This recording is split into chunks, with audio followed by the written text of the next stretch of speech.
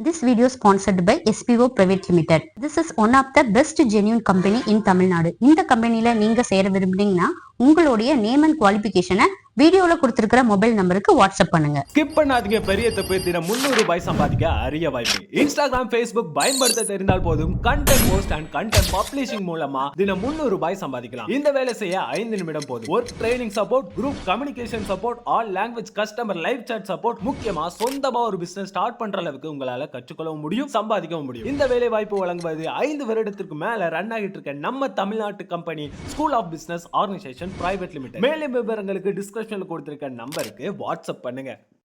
எல்லாரும் எப்படி இருக்கீங்க? நல்லா இருக்கீங்களா? பிரச்சனை இல்லாத மனிதர் அப்படின்னு உலகத்துல யாராச்சும் இருக்காங்களா என்ன? அது மாதிரி ஒரு முனிவரை பாக்குறதுக்காக ராஜஸ்தானுக்கு பக்கத்துல இருந்து ஒரு ஊர்ல இருந்து அறக்க பறக்க ஓடி வராரு. அந்த ஒரு முனிவரை வந்து பாக்குறதுக்காக அவ்வளவு அறக்க பறக்க ஓடி வந்தவர் என்ன கேக்குறாரு, எனக்கு வீட்டுல தெருவுல வேலை செஞ்சிற இடத்துல எல்லா இடத்துலயும் ஒரே பிரச்சனை சாமி, என்னால தூங்க கூட முடியல, எனக்கு தயவு செஞ்சு ஒரு தீர்வை சொல்லுங்க அப்படின்னு வந்து கேக்குறாரு. முனிவர் முன்னாடி வந்து நின்னுட்டு உடனே அந்த நேரம் வந்து அவர் வந்த நேரம் ஒரு சாயந்தர வேலை. உடனே முனிவர் என்ன சொல்றாரு, தோட்டத்துல ஒட்டகங்கள்லாம் இருக்கு, அந்த ஒட்டகத்தை போய் நீ என்ன பண்ணுதுன்னு பாத்துட்டு வா அப்படின்னு சொல்லிட்டு ஒரு வேலையை கொடுக்குறாரு. உடனே அந்த மனிதர் என்ன பண்றாரு, விடுவன்னு போயிட்டு தோட்டத்துக்கு போறாரு. தோட்டத்துல பாத்துட்டு திரும்பி வராரு. ஐயா 100 ஒட்டகங்களும் நின்னுட்டு இருக்கு அப்படின்னு வந்து சொல்றாரு. நல்லது, அந்த 100 ஒட்டகங்களும் தரையில படுத்ததுக்கு அப்புறம் அங்க இருக்கிற ஓய்வறையில நீயும் படுத்து தூங்கிட்டு காலையில வந்து என்னைய பாரு அப்படின்னு வந்து சொல்லி அனுப்புறாரு.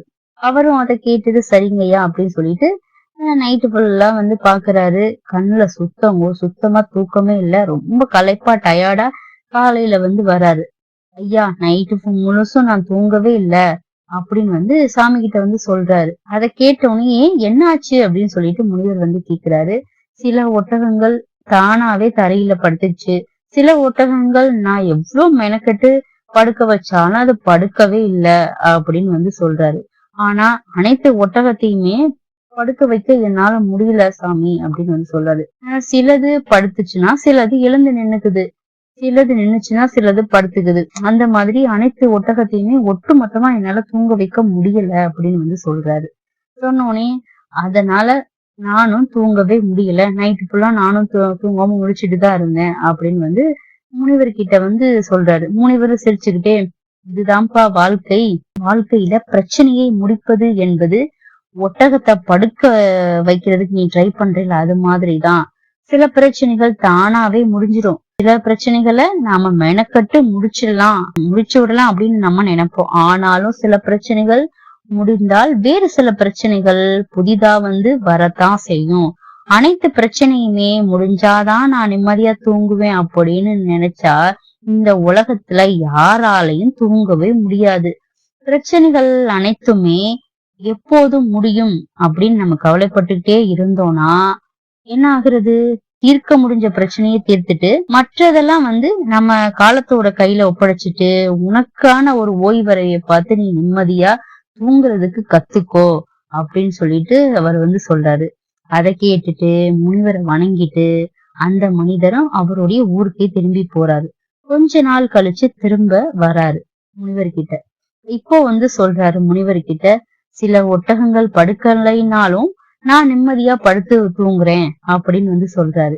வாழ்க்கையில பிரச்சனைகள் என்பது 100 ஒட்டகங்கள் மாதிரி, அனைத்து ஒரே நேரத்துல படுப்பதற்கான வாய்ப்பு குறைவுதான். ஒவ்வொன்றும் படுப்பதற்கான காலம் வந்து இருக்கு. அப்படியே நமக்கான பிரச்சனைகள் தீர்வதற்கான காலமும் இருக்கு. ஆக சிலவற்றை காலத்தின் கைகள்ல நம்ம ஒப்படைச்சிட்டு வாழ்க்கைய நாம அனுபவிக்க கத்துக்கணும் அப்படின்னு சொல்லிட்டு முனிவர் வந்து சொல்றாரு. என்ன ஃப்ரெண்ட்ஸ், நீங்களும் இந்த பிரச்சனைய வந்து தலையில கட்டிட்டே இருக்காம அது பேசாம போயிட்டுதான் இருக்கும், வரும் போகும். ஆனா நாம நிம்மதியா இருக்க கத்துக்கணும். இந்த வீடியோ உங்களுக்கு பிடிச்சிருந்ததுன்னா லைக் பண்ணுங்க, ஷேர் பண்ணுங்க, மறக்காம சப்ஸ்கிரைப் பண்ணுங்க. பாய்.